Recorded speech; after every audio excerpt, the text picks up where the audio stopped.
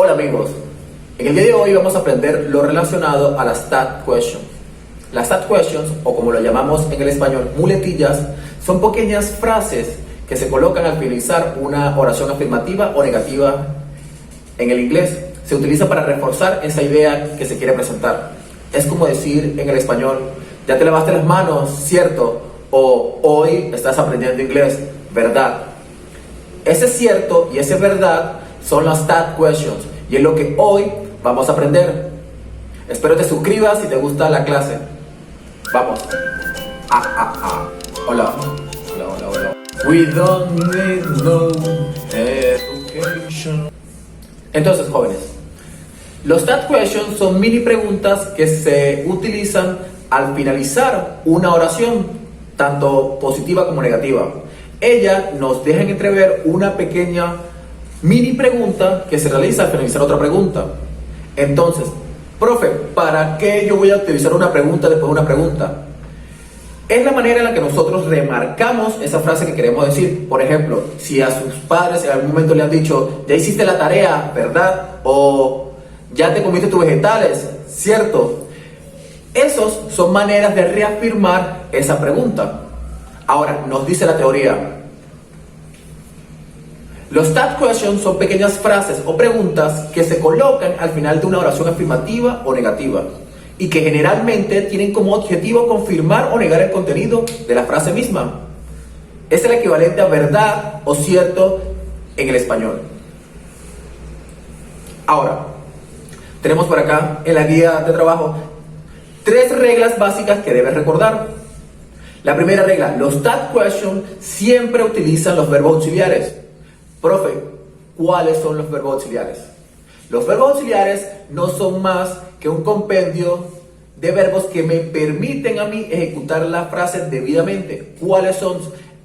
El verbo principal auxiliar que tenemos en el inglés es el verbo to be. Así que si nosotros en la frase afirmativa o negativa tenemos el verbo to be, ya nosotros sabemos que ese va a ser nuestro auxiliar. Ahora, hay frases que no nos tienen auxiliar. ¿Qué hacemos entonces? ¿No podemos hacer la realización de un STAT question? Sí lo podemos hacer. Simplemente tenemos que ubicar los auxiliares con los que hacemos preguntas normalmente en el inglés, que son el do y el does, como ya lo manejamos. La segunda regla elemental es que en oraciones afirmativas utilizamos un STAT question negativo y en oraciones negativas utilizamos un STAT question positivo.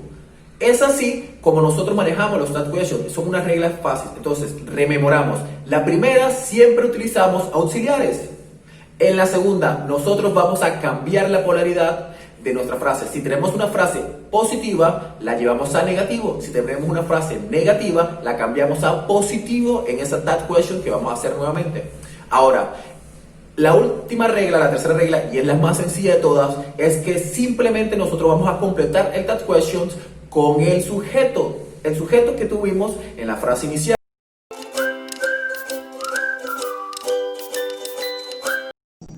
Pasamos entonces a la resolución de ejercicios.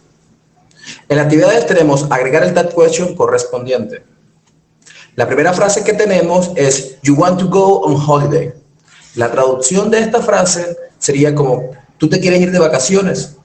Nosotros le vamos a hacer el STAT question, quedando así entonces la frase final. Tú te quieres ir de vacaciones, ¿cierto? O tú te quieres ir de vacaciones, ¿verdad? ¿Cómo formamos entonces este STAT question? Es tan simple como que en la primera regla es que ubicar el auxiliar. Habíamos dicho que el auxiliar era el verbo to be. En este caso no aparece el verbo to be, ni aparece ningún otro verbo que sea auxiliar. Entonces, ¿qué es lo que hacemos? Simplemente ubicar los auxiliares de preguntas en el presente simple. ¿Cuál es el auxiliar de pregunta cuando yo tengo el sujeto you?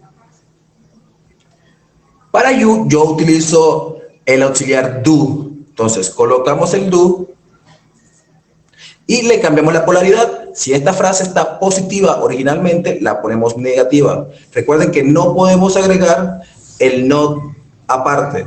Tenemos que hacer la contracción, done. Ahora, como último paso, es simplemente ubicar el sujeto. ¿Quién es el sujeto en la frase inicial? Ahí lo tenemos de primero. el you. Simplemente colocamos el you y marcamos la frase con la interrogación para hacer la mini pregunta. Entonces, ¿cómo quedaría el final? Tú te quieres ir de vacaciones, ¿cierto? En inglés, you want to go on holiday, don't you? Esa es la manera correcta en la que yo hago el that question. En la frase B dice, Charles will help us.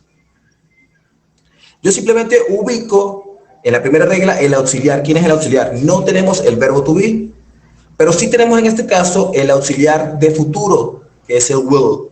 Ese will nosotros lo vamos a colocar, va a ser nuestro auxiliar. Le cambiamos la polaridad, pero nosotros no podemos colocar, recuerden, will not. Entonces, tenemos que contraerla, estas dos. ¿Cuál es la contracción del futuro? Simplemente colocamos el won't. El won't es la contracción de este auxiliar, quedando simplemente ubicar el sujeto. Ahora, ¿quién es el sujeto? Profe, allí está Charles. Sí, correctamente, Charles.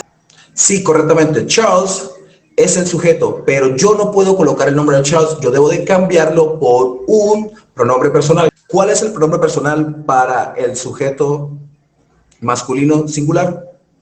Sí, es el he. Yo simplemente coloco el he y lo marco.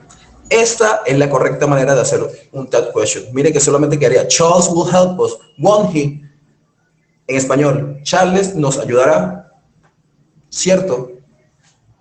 En la tercera frase que tenemos dice, Mary has a little lamb.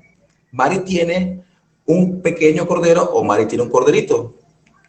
El auxiliar, ¿cuál es? No tenemos el verbo to be, pero tenemos el has. El has sí es un auxiliar. Lo colocamos y le cambiamos inmediatamente la polaridad, llevándola a negativo. Ahí estaremos haciendo el paso 1 y el 2. Quedando en el paso 3, simplemente ubicar el sujeto. Recuerden, no podemos colocar Mary, que Mary es mi sujeto, sino la debemos de intercambiar por su pronombre personal, que es she. Entonces decimos, Mary has a little lamb, hasn't she? Eso es como Mary tiene un pequeño cordero, ¿cierto?